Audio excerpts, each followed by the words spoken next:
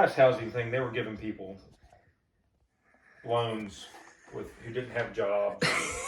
No, literally. If you had a pulse, you got a house. And it was 3% down, and sometimes they waive that and get you in for no money down.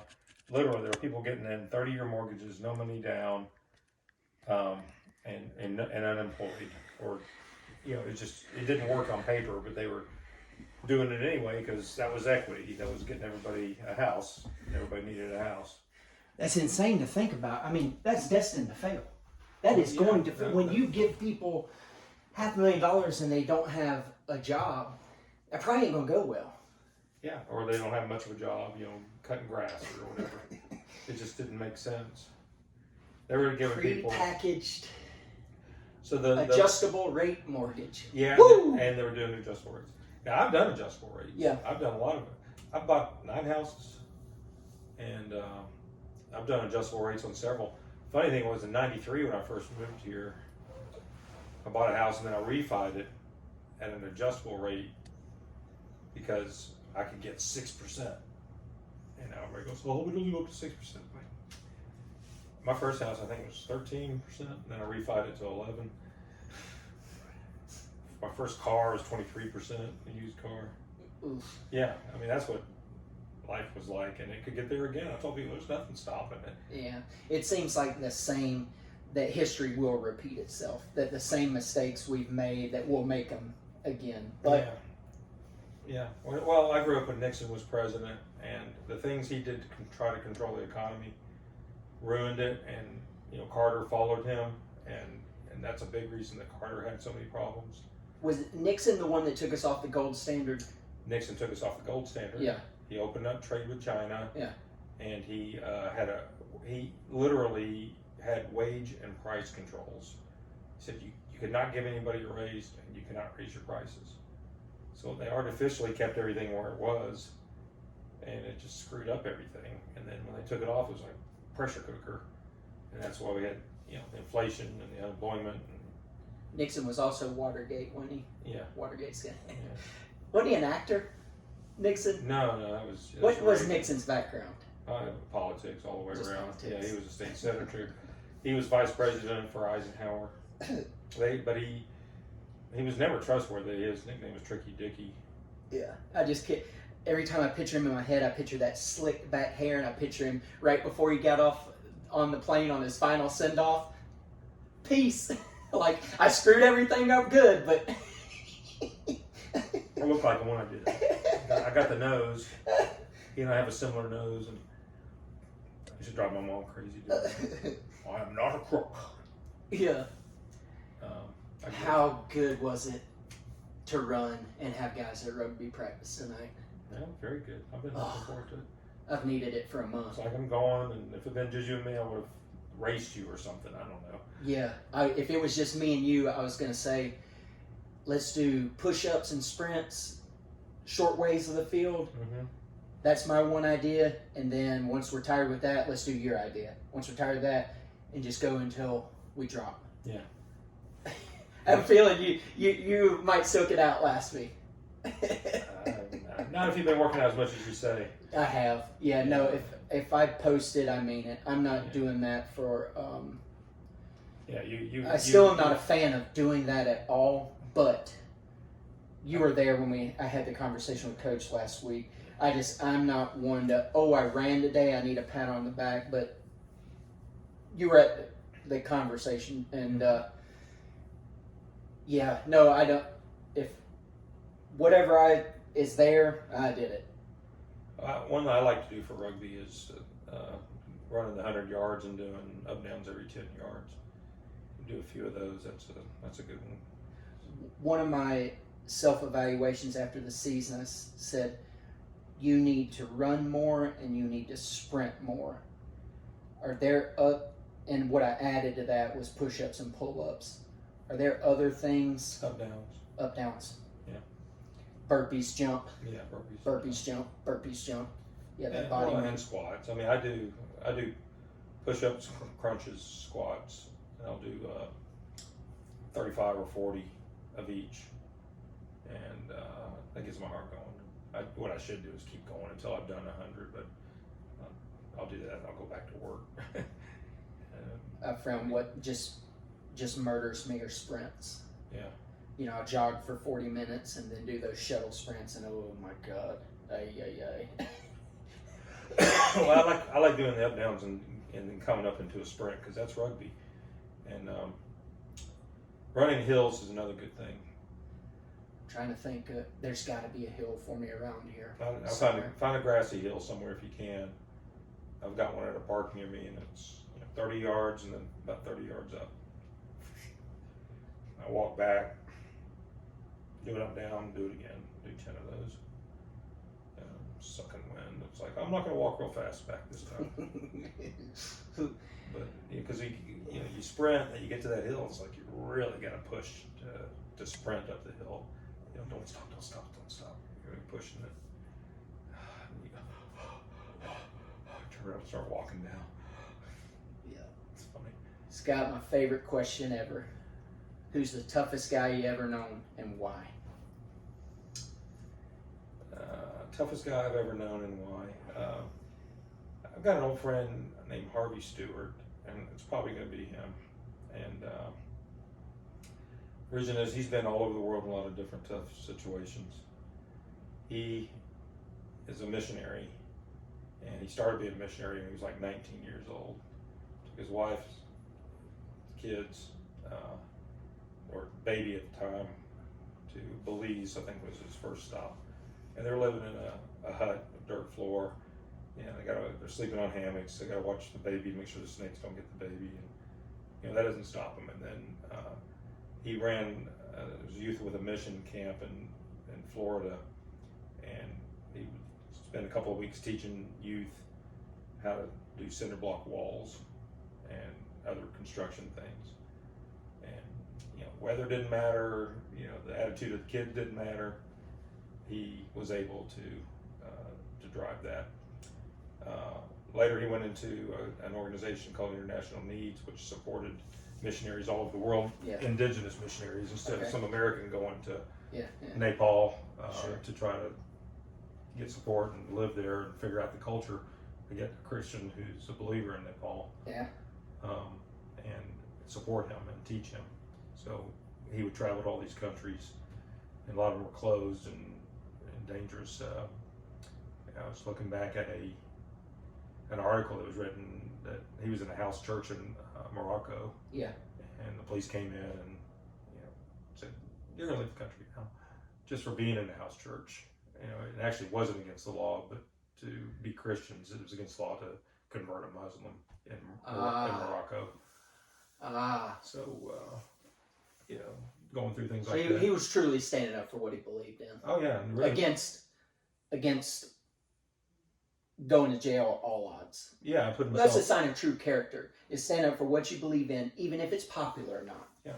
That sounds. I didn't mean to interrupt you. That's okay. Yeah, you got it. And he's physically tough too and strong. He's like, he was taller than I am, so he's about 6'7", big, strong guy. Always a smile on his face. Would do all the hard stuff. I mean, he could build anything. Yeah. And he could work all day long. This is not a lost art in men these days, to be able to build things. Yeah. Can you do more than change oil in a car? Mm-hmm. Yeah.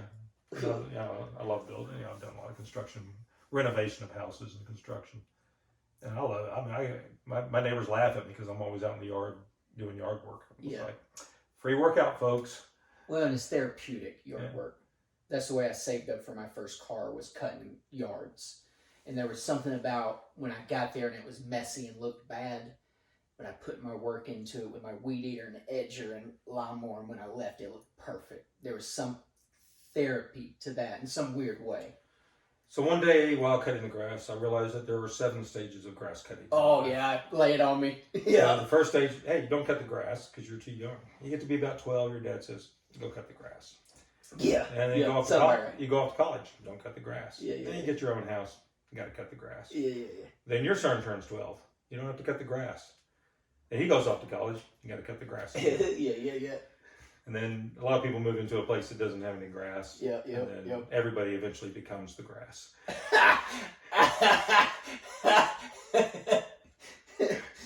So think about that next time you're cutting the grass. That's the 7 stages. So 7 stages of grass cutting. The final one, I'm going to be good fertilizer. Yeah, that's it.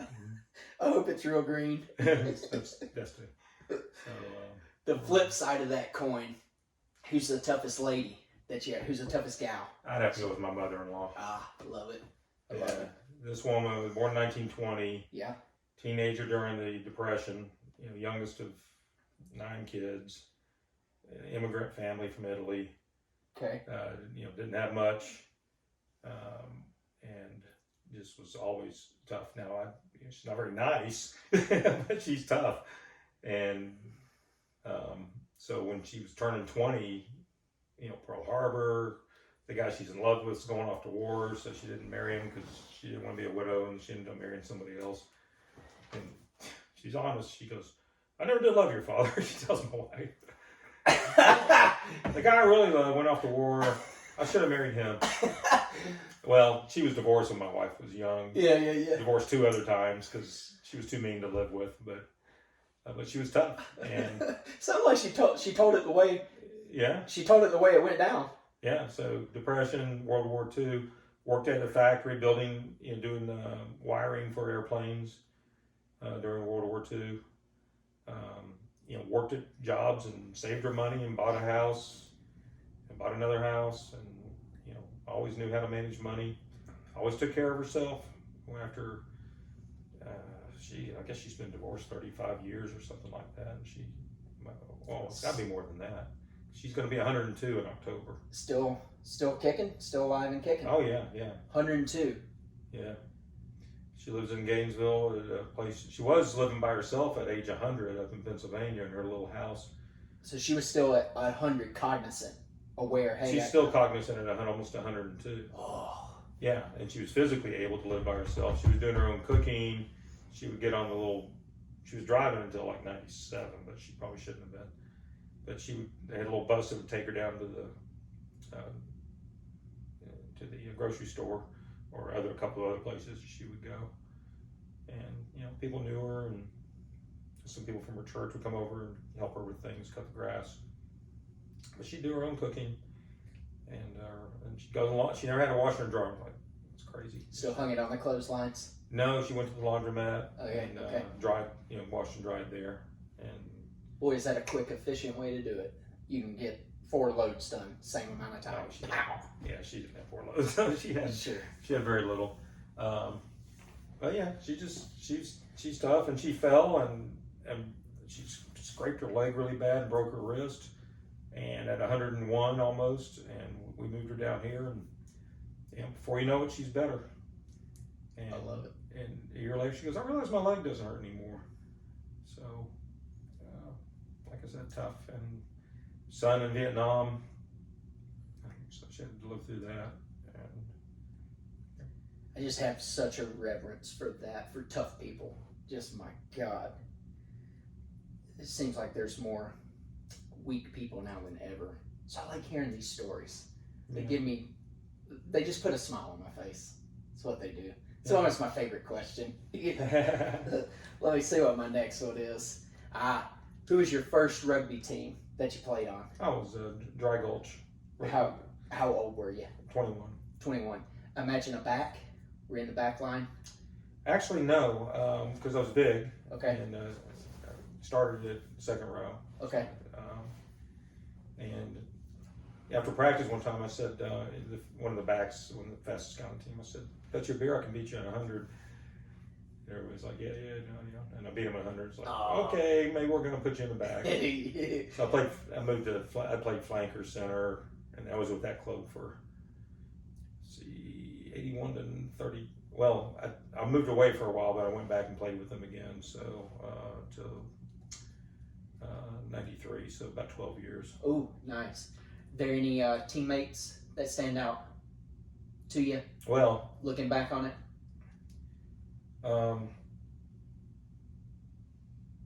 Ken Oliver was the coach and the founder, and he helped develop rugby. He was a lot older than I was, but he still played.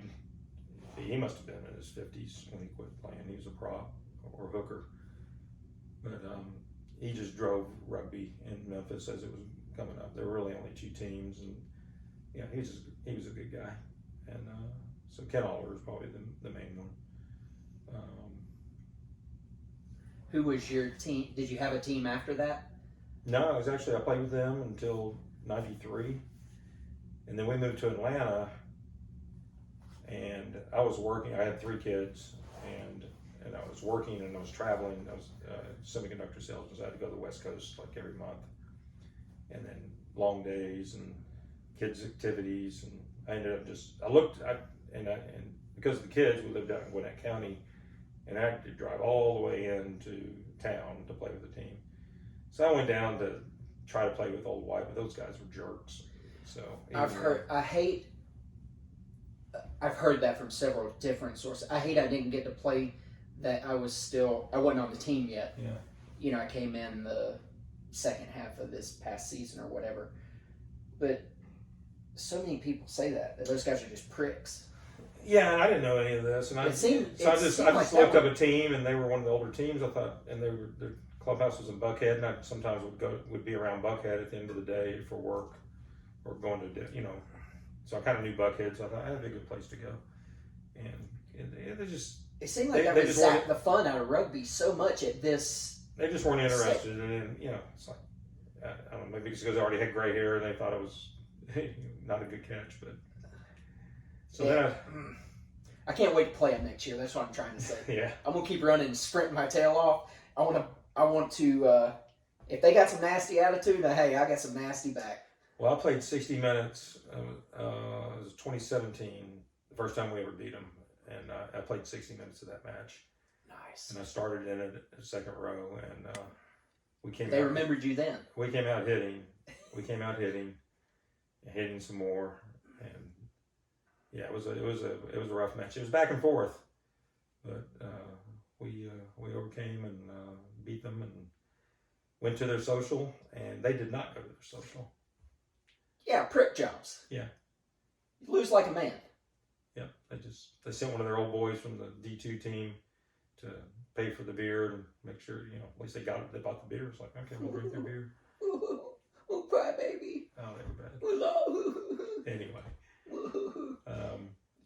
I hate to hear that about them, but it is what it is. I can't wait to play them. Yeah. So then then '93, I thought I was done because I couldn't find a team. Too busy raising the kids, and then my wife went through cancer, so that was kind of we did a lot of things. During that 20-year gap, played a lot of basketball, played some flag football. Always ran. Yeah, I can tell you've been active pretty much your whole life. Yeah, and I juggle for fun. So that's one of my questions. Yeah. How'd you get into juggling? Yeah. Was it a theater thing? No, I'll tell you in a minute. But I was younger. It's kind of before theater, but so I call it my clown workout. So I walk on my hands. I do cartwheels. I do handsprings sometimes. Not as much anymore, but I used to be able to do back handspring. Anyway, juggling bowling balls, juggling things, just moving. And I was doing all the stuff we do now, I would just do because it's life. I'd run down to the park with my kids. They'd be on the swing. I'd do pull-ups on the swing set. Yeah. That kind of stuff. I'd run down the park with them on my shoulders or pushing one in a stroller and just whatever. Use them for weights, do exercises. So, anyway, my wife was feeling better after cancer. And, lovely. Yeah. Lovely. And this was 2016, so it'd been 4 years since she had her treatment for cancer. She was doing well. I saw somebody throwing a rugby ball around. I asked him where he played. He said Gwinnett. I said, really? Close enough. So I ended up coming out and thought I would just kind of run around and you're starting against Old White. Yeah, and then I was okay. I'll hold the pad. Okay, well, we'll do some light tackling drills, and then we played Athens, and it was a friendly, so rolling subs. Yeah. And so put me in at second row, and it's like it just clicked. And one of our prop at the time goes, "Man, that's you push good."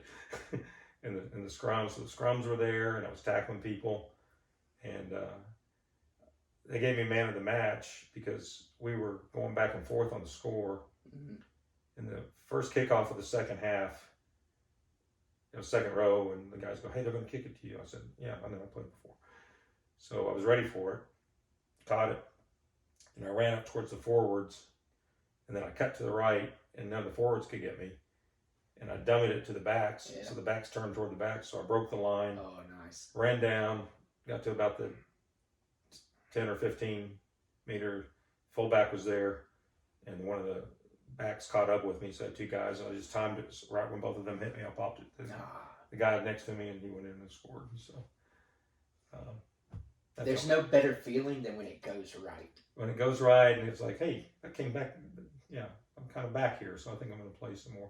So then I thought I'll just play in these friendlies, but then against High Country, I played a whole half of a matrix, and that went well. So, and I just kept going from there, and I played 80 minutes against the Renegades. Yeah. And I remember it one.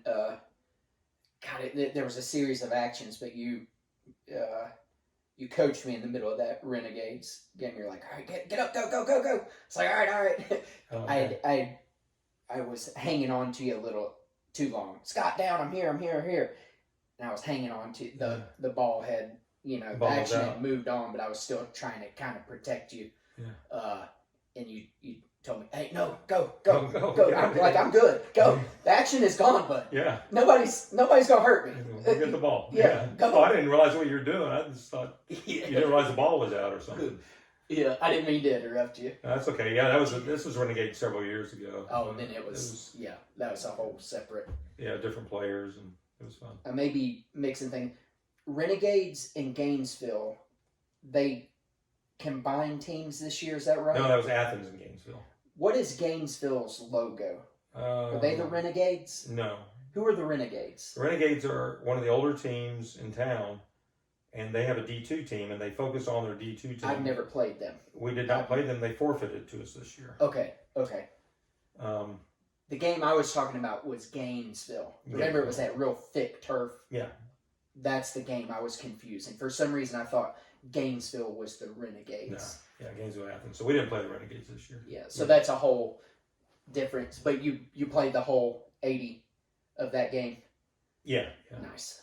And nice. We got blown out, so I can't really brag too much. But and we got some video of it. So I had one particular tackle that had like a 280-pound guy with full sprint, and it was at the goal line. And, he caught the ball, and he had to reach up to catch it, so I just made a perfect target. So I put my shoulder in the stomach and drove him back. And, of course, he threw it to the next guy, and eventually they scored. So I'm hoping our video gets better and better. The camera that I really want and need is about a $5,000 camera. And what we really, really need are those zip ties up like the NFL does. But, my God, I don't think it's going to be possible for us, because to put up those zip ties over a field, we would probably need to own it. Oh, yeah, we wouldn't. It's like, I got some pretty good video walking around with my phone. You get real good footage because you know the game, and you are always in good position with your camera. You'll know where the action is headed. Yeah, usually. I like your footage better than my footage because you know where to be when you're videoing. And sometimes my GoPro, my gosh, the action is so far away, you can't see what's going on. If there's a way to blow that up, I don't know if you zoom it in. Yeah, well, and another problem with the GoPros is they are now to a point where they're so fancy, they shoot mostly all in high def. Like that one sitting there, from what I understand, it will only shoot in HD. Oh man, you don't. Because of that, it automatically only has a certain amount of bandwidth, and that's why it breaks it up into 11-minute, 48-second segments, and that drives me crazy. Because one, I have to upload 7 times the amount of stuff just to get it to you guys. But then 2, I think, I just want the whole game. But we got one of our old, do you remember Tony? He played, he's got a beard, he looks Greek, maybe Italian. Tony Hutton, yeah. I think so. He's at the Geek Squad over there. So that's who I bought that from. And I've been getting advice from him. And I really think eventually me and him are going to get it figured out. He is going to land the right camera in my hands for the right amount of money. That's not $5,000. That's, if it's $1,000, $2,000, 2,000, yeah, I'm in. If it's going to get me good rugby the way I want it, whole field, etc., I'm in. But $5,000, I'm out. Yeah. And but I think Tony, he's just so brilliant with that stuff. Yeah, he's good. He said, get this, but the downside of this, you're going to have a guy follow the action. And normally I've had good luck with it. Normally we've had a teammate injured. Cornet, brilliant video last game versus Alpharetta, because he knows where the action's going. He knows he was brilliant. So, I've had more good luck with it than bad, but this journey is to be continued. I'm not satisfied yet. Not satisfied. Yeah, Tony's been playing a long time, and he was on the team first 3 or 4 years that I was on. And I was real surprised I ever played a matrix match again. And I was surprised I ever played a full one, and I was ever surprised I scored, and I was ever surprised that I played till I was 60, and then I'll keep surprising. So I just, oh man, I really look up to that. And I knew our first tackling drill. It's winter, it's cold, it's miserable, it's 30 degrees out there. I knew our first tackling drill, you popped me good. I said, well, that's a rugby player. Yeah. Because your form is great on your tackles, man. You put your shoulder right in my hip pocket. You coach the guys up brilliant on your technique and what you do about staring at the hip. Yeah. And actually at the thigh, I try to hit I stare at the thigh because you always hit higher than you're staring at it. Sometimes I'm able to hit the thigh. Like a really big guy, I'll really get down, and sometimes I can't reach around both their legs, so we get one thigh, and that's all I get. Dixon is sometimes that guy that's hard to get locked around. But if you maybe get down to a leg and just hang on for help. Yeah, because the thigh doesn't hurt. I got a good video of me doing this at a sevens tournament down in Macon. Real big guy was running at me. He wasn't going all that fast, but he was running. And I dropped and put my shoulder right in his thigh. And, did not hurt my shoulder at all. Hurt his thigh. Nice. And, wrapped that one thigh, and, he went right down from the impact and from me grabbing his leg and turning. And so I was on top of him, so he's laying there rubbing his leg, and I'm up chasing the ball, because in sevens you really got to keep moving. So I was off the ground real quick to chase who he threw it to on the way down. So anyway, those sevens are fun to watch. I've been watching more. I try not to watch a ton of it because I need to invest my learning into what we're doing. 15s, but man, those sevens are. I watched that Blythe girl from the Black Ferns. Oh God, she runs brilliant. Mm-hmm. Oh my God, can she shift and cut? And sometimes she's in a different class. Mm-hmm. And but I'll find myself after about 6 of those YouTube videos going, all right, stop watching this. Go back to what you need. You're still learning. The others, go back to 15. Watch more of this Peacock TV. Yeah. Yeah. I mean, sevens basically, if you're fast, you can outrun people. That's kind of what you do out there. Speaking of fast, Jonathan, my God, that guy's brilliant. I just sometimes think, jump, and I'll jump, and it's just like, the Roadrunner. Even when he's tired, he's still somehow just twice as fast as you. It's brilliant. Yeah. Scott, what are some things, I'll let you pick which question of this you like. What are some things we do good at Gwinnett Rugby? What are some things we need to work on? You can answer either or neither. I know what I think we need to work on, but I want to hear it from you. Well, tackling is the number one thing we need to work on. Yeah. My thing is getting guys to practice. Oh, well, yes. You don't get better at something by not doing it. Yeah, we got to get guys to practice. But, as a team, however we do it, practice or on our own, we got to get better at tackling. It's probably only going to happen in practice. Yeah, we got a fun atmosphere, so we're good. We're a bunch of good guys, and we got our social thing down pretty well. So That's what I think we do yeah, well. yeah, we do. It's well. just such fun.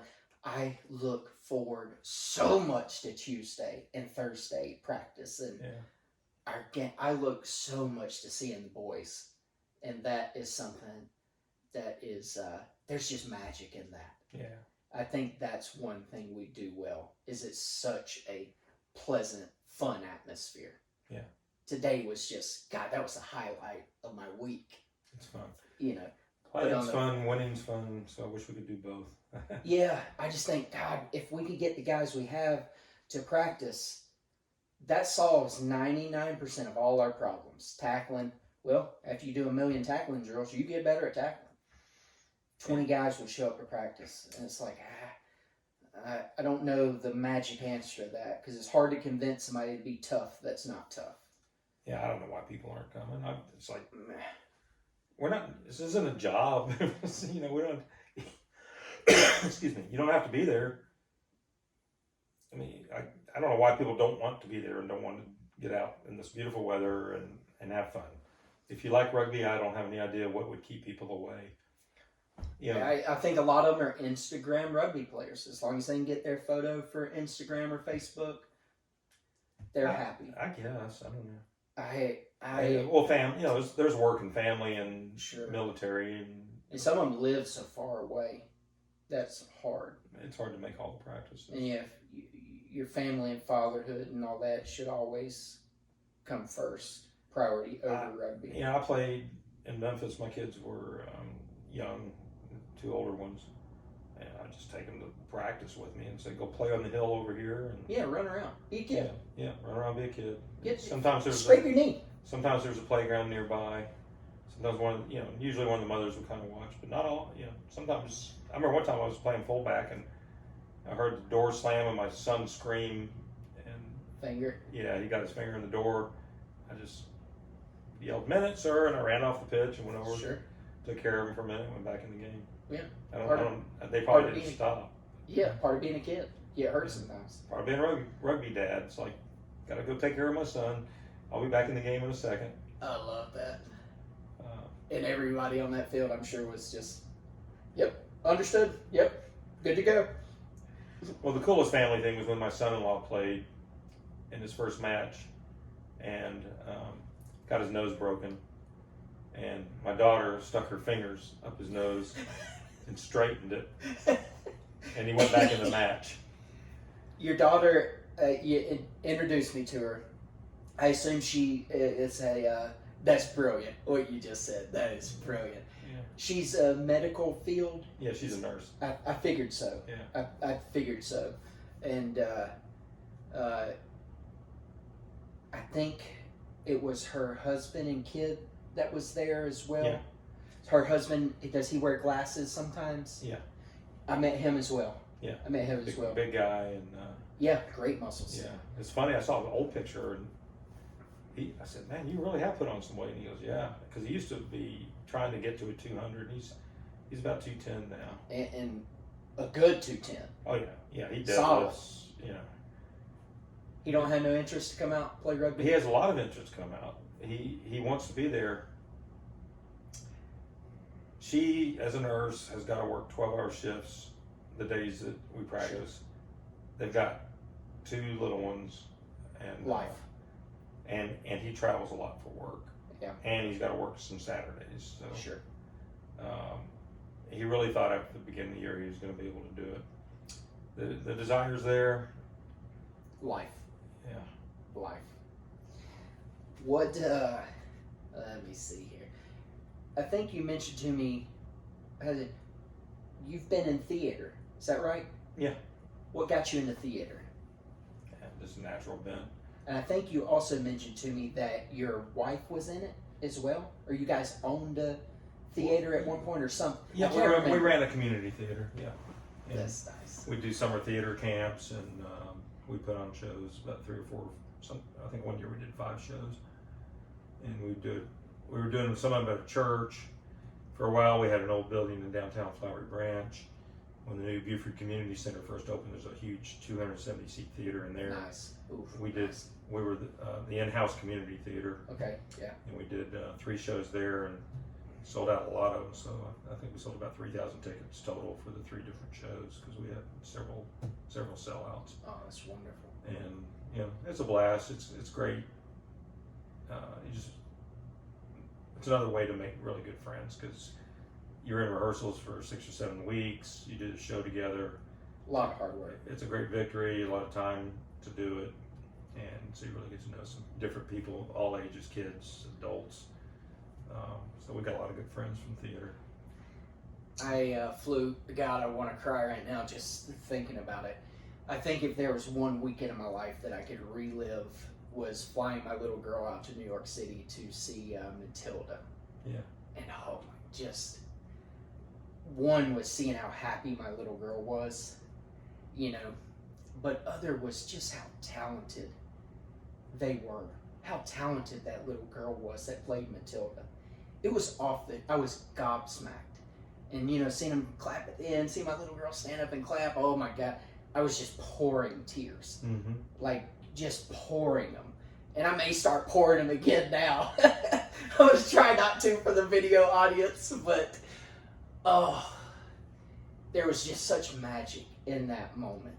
And then they captured something there. Because I also put myself in their shoes. Just getting murdered for 3 shows a night, or 1 or 2 shows a night every weekend. I'm thinking, that's a 9-year-old just getting worked to death. In her passion and energy and what she brought to that stage was truly world class. Oh, yeah. I mean, truly world class. So after that, I looked up, I said, tickets, what else is Wicked? You want to go see Wicked tomorrow? We went and saw Wicked the next night. You got tickets that quick? Got tickets that quick, and they weren't great. They were, Wicked's a huge theater. They weren't great tickets, but they weren't awful tickets. They were about, you know, mid, and they charged me for them. Yeah. They weren't cheap. But same thing. I mean, the lady, I've still got the playbill downstairs, but the lady that played the Dark Witch, the green one, oh my God. What year did you go see it? This was probably 6 years ago. Okay. This was probably 6 years ago. I'm not sure if Indina Menzel was still playing. Maybe closer to 5. Still playing that role at the time. She was brilliant. I mean, just same thing. I was so stunned at the level of talent. And one compliment I gave, I assumed they were pre-recorded and they were voice singing to themselves because of the action of it, running from one end of the stage to the other. I thought there's no way that is live because it's so good. And then, you know, they break, and I asked the lady, I said, hey, is this live? And she looked at me, she's like, yeah. I said, sorry, I'm new to this, I'm ignorant. She was like, yeah, this is a live performance, so it makes it so special. And if there was one weekend to relive of my life, I think that would be it. Just, That's cool. Anyhow, I love that. Kids are important. Well, Yeah. Speaking of family, there was one production we were doing. We were doing Christmas Carol, and my daughter played whatever his love interest is, Belle. Played young Belle. So my wife directed. My daughter played young Belle. My other daughter and her husband helped do sound backstage. My son's stepmother-in-law helped with sound and costumes, and his wife's brother was also in the play. So just the whole family was around. It was a good thing to do. I love it. We call it the Chalmers Family Circus because we're all always doing something. Scott, spell your last name for me. Chalmers, Chalmers. Have you ever heard of Allison Chalmers Tractors? Alice Chalmers, yeah, sure. Do you have any relate? No relation. My grandpa loved those tractors. Yeah. And boy, were they heavy. I wish I did have that relationship. Now, my grandfather immigrated from Aberdeen Scotland died when my dad was 18, so I never knew him. But Yeah. So Chalmers is a Scottish name. Yeah, man, my grandpa loved that. We would work on them. I'd grab his wrenches. Hey, get me a 18 millimeter, a flathead, or whatever it was. And man, just those things were built like tanks. Which, speaking of Scotland, that's another thing my whole family is into is the Scottish heritage. So my son-in-law, one's a Brown, and which is part of a different Scottish clan, and another one's Armstrong. So we're all involved with that, and the one who plays rugby also does the Highland Games. Yeah. Throwing the heavy stuff. Oh yeah. Yeah, and I've done that too. So fantastic. That's fun. I like the show The Crown, and they have a lot of little snippets of that. The Queen loves that Balmoral Castle, I think is the name of it. I could be wrong. Balmoral's, yeah. But I brought my first rugby kilt. Yeah. Are you a kilt man?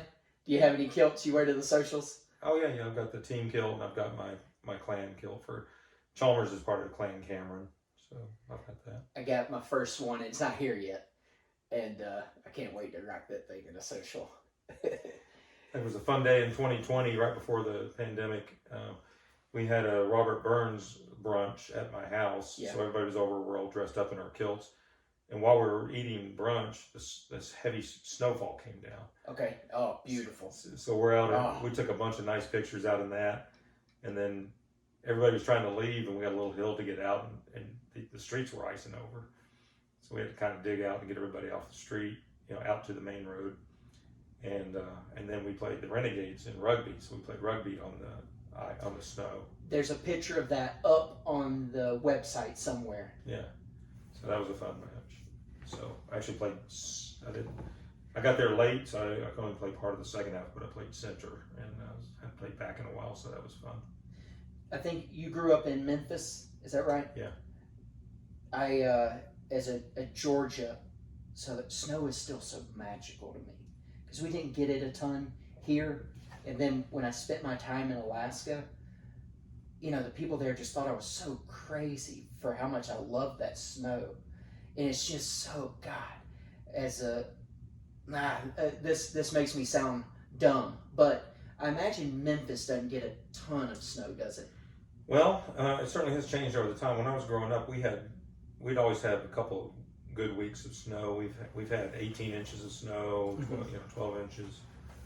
Because I know certain parts of Tennessee, in the mountains, has to get it, but I imagine Memphis. Yeah, Memphis is. I'm just saying that this was over time. Yeah. I mean, it would get cold enough, long enough for the ponds to freeze over in Memphis. So nice. The world is a lot warmer than it was in the 70s. And will continue to do so. Yeah. But yeah, that snow is just still magical to me. I'm a Georgia kid. It's pretty cool. We used to, the streets would ice over because it would warm up a little bit, but the water wouldn't leave the street, then it would freeze. It was almost like a skating rink. And actually, I went out and bought a pair of old skates and tried to skate. But we would pull our sleds with cars on the road, just slamming the cars, and then it was fun. You ever ate at a BB King's restaurant right there on, I think it's Bill Street? Mm-hmm. Bill Street's the one with all the neon signs, right? Yeah. You ever ate at BB King's? Mm-hmm. Oh, brilliant nachos. I hit BB King's on a layover one day, and this gentleman that had been working at RCA Records was playing, and he would tell a story and then play a song, tell a story, play a song, and this went on. Next thing I said, God, I've been listening to this guy for 5 hours, and I could listen for 5 more. Mm-hmm. And I don't know if RCA Records is still up and running. That that the record industry has just changed so much with downloads and Apple and iTunes, but I hope they are. There's just so much warmth and nostalgia to an old record company, and vinyl records specifically. Well, vinyl records have certainly made a comeback. They have. I've got probably, I'd say 20 of them downstairs, and when it's Christmas, man, I put on my Frank Sinatra Christmas, and when you hear that little scratchy right before it hits the song. Oh, that's scratchy if I've got a good fire going. Oh my God. If that ain't Christmas, I want you to tell me what is. My son has a collection that looks like I would just walk into a friend's bedroom in high school. It's all the 70s music with the album covers for Journey and Foreigner and Rush and that ZZ era, Top. I think, was the best era of rock and roll ever. If you can't tell by my, Zeppelin. Yeah. I think here's a great question for you. I'll give you my opinion first. I think one of the best albums of all time was Bad Company, Bad Company. It was just black and said Bad Co. in white. Yeah. What's your favorite? One of your favorite? No, God, that's a tough question. I'm putting you on the spot. Yeah. What's one of your favorite albums of all time? Probably Kansas Leftoverture. Ooh. It's one of my favorites. Mm. So I'm in a I different. hadn't listened to some Kansas in quite some time. And boy, actually, am I going to tonight. Yeah. So Kansas Leftoverture, and actually, I became a Christian in '81. Okay. Nice. And I kind of switched mostly to Christian rock music. Okay. So yeah. Groups you may not have heard of, like the Resurrection Band and Petra. Give me more. And, I'll listen to them. Yeah. Petra, the Res Band. Those are the older ones. And then Kerry Livgren from Kansas formed a Christian band called AD. Okay. And they have an album called Art of the State, which I really liked. Nice. And then Larry Norman. Those are some of the really rockier ones. There was a group called Choir Boys, and then there's a whole bunch of other ones, but like Christian rock. Yeah. Striper. I know Striper. Yeah, you know Striper. To Hell with the Devil. To hell with the devil, and just screaming guitars. So that's kind of the music I like. Same. That just, man, that era of when music was still played by instruments and soul, not by machines. There was something there. There was real thing of, oh my God, it's on the Bad Company's on the radio.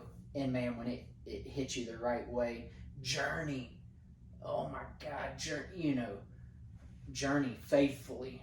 My God, I could listen to that song on loop. It's still, Journey's really good, yeah. Oh, I liked Steve Miller Band when I was in high school too. So yeah, he was young when he broke big. Wasn't he only like 15 years old when he broke big? I don't know. I think so, and I could be wrong about that, but I think he was literally a kid that just hit it at the right time, like Joan Jett. Yeah. I think Joan Jett was discovered when she was 16. Wow. The Runaways, Joan Jett and the Runaways. There was Jet and Blackheart. yeah, there was like 2 or 3 girls in the Runaways that broke off and did their separate thing, but my era of music was kind of the Pearl Jams and Nirvanas.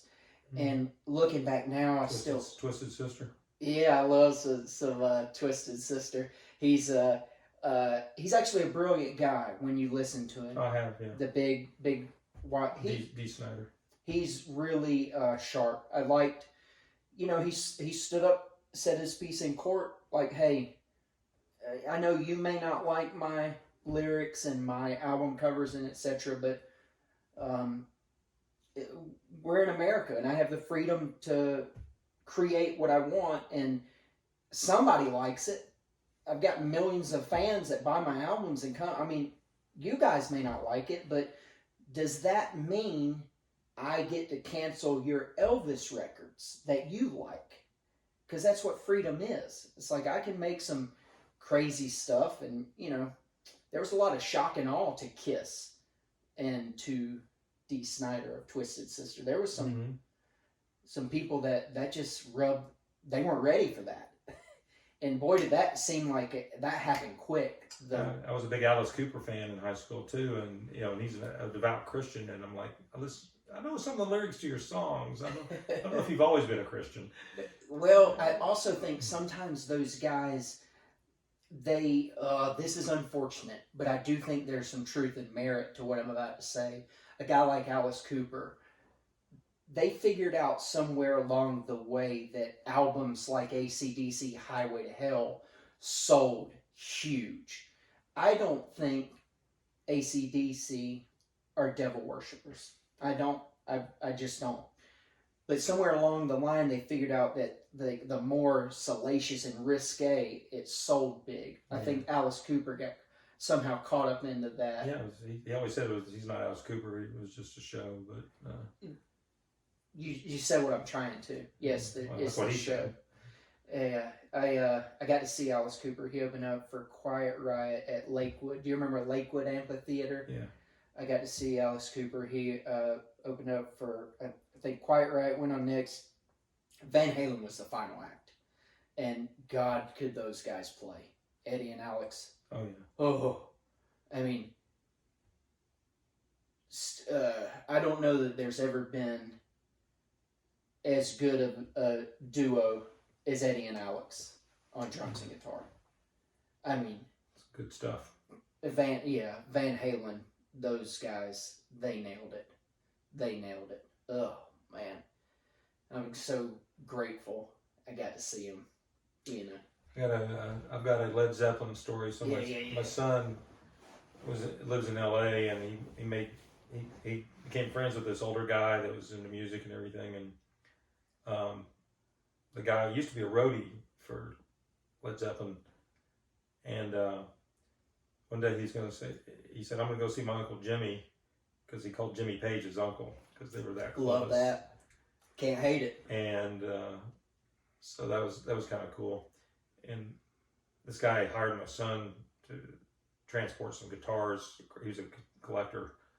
I think one of them belonged to Led Zeppelin, but so he rented a car and drove them nonstop across country from LA because he didn't want to put them on a plane. Yeah, he didn't want to pack them. He just wanted a nice, safe way. Somebody, drive them like they're people. Yes, and got them to a collector in New York. Concur. And so that was kind of cool. And in Memphis, some good friends of mine in my church owned Strings and Things, which was a very well-known guitar store. I think that there might have been one here in Georgia, Strings and Things, once upon a time. I'm wrong. I think they might have opened one in Nashville, but I don't think they can open one here. That name just rings a bell, Strings and Things. But I stopped by the store one time. Hey, let me show you come upstairs. I'll show you my vault. And he had all these signed guitars like Muddy Waters and all the blues greats, and I'm forgetting all the guitar. Did you ever? Jimmy Ray Vaughan. Yes. A lot of these signed guitars. It was pretty cool. Did you ever? Do you remember? He was an Irish guy, Rory Gallagher. He God, was he good. In my opinion, he was the original Stevie Ray Vaughan. And unfortunately, we lost him a little soon. Like, seems to be a common theme of extremely talented musicians. But sometimes I put on some Rory Gallagher, and he was an Irish guy. But he was the original Stevie Ray Vaughan. And man, when you listen to some Rory Gallagher, Bad Penny, it's like listening to Stevie. You just go, I can play a lot of things. I can play some Jimi Hendrix. I can't play Rory, and I can't play Stevie Ray Vaughan. There's levels to that, and I can play a lot of songs all the way through. I can't play a single Stevie Ray Vaughan song all the way through. I cannot play a single Rory Gallagher song all the way through. Those guys were, in my opinion, they were just a cut above. They were talented, but on top of that, just worked their tails off. Put hours. Rory's, you remember Stevie Ray, his guitars, how they just look so beat up. Rory's were the same way. You could just tell 20 to 30,000 hours of practice went into those guitars, and Another funny story, my son drove a bus for a band it was an all-female cover band for Led Zeppelin called Les Zeppelin. All female. All female. Yeah, I love it. He drove them on tour one time. Oh, I love it. I love it. Let's see, what else I got for you here. Scott, anything else you'd like to say to the world? Toughness comes from always being the one to give, and always be the one to sacrifice. And my example is Jesus Christ. So, couldn't do anything more than lay down your life for somebody. You got that right. So when nobody wants to do something, and something needs to be done, I try to volunteer to do it, and try never be too tired for my family. Somebody needs something, and I got everything I need. God's really blessed me, so I'm always looking around like, okay, who needs something? Who needs help? Go cut my neighbor's grass. Go help my neighbors move stuff, and don't think a thing of it. Always be the last one to help clean up after a party, and all those different principles. So it was, and passing it on too. We were sitting around at Easter. The Amazon truck pulls up. Okay, yeah. My whole family's there. I go, what are you doing working on Easter? Oh, you want some lunch? You want some Easter food? Yeah. So You're hustling. You're working on Easter. And before you know it, my whole family's throwing a plate together. Sure. And we give him, make sure he's got everything he needs, some candy and everything. And he goes, oh, thanks. I didn't have time to stop. So he pulls up and, pulls over and eating his lunch. And, we invited him to come. He goes, I better eat real fast and go. And we finished that up, and my 5-year-old goes, wow, we are really nice. I love it. And I agree with him. He told the truth. It's good to see, I'm trying to put that in my family, like in some toughness, and, to be there. And my daughter's a good nurse because of that attitude. Yeah, I only met her briefly, but something was shining through. Immediately, I think what that was shining through was that she was a good person, just like you, And boy, does that matter, to be a good person. That can truly help change the world. And like I said, my time was so brief with her.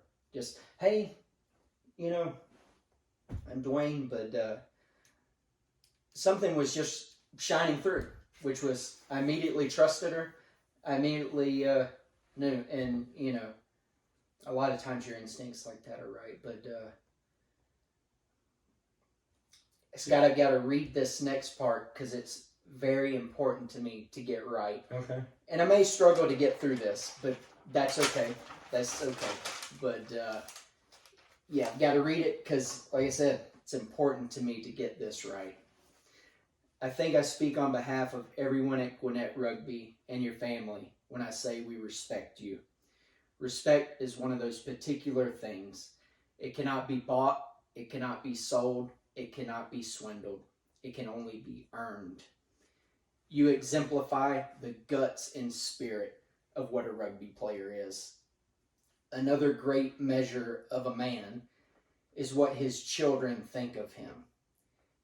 Your children have watched you, they have learned from you, they've downloaded everything you've done their entire lives. So who you truly are, they know. So when I see your kids and grandkids at the rugby games adore you, I know that you got it right.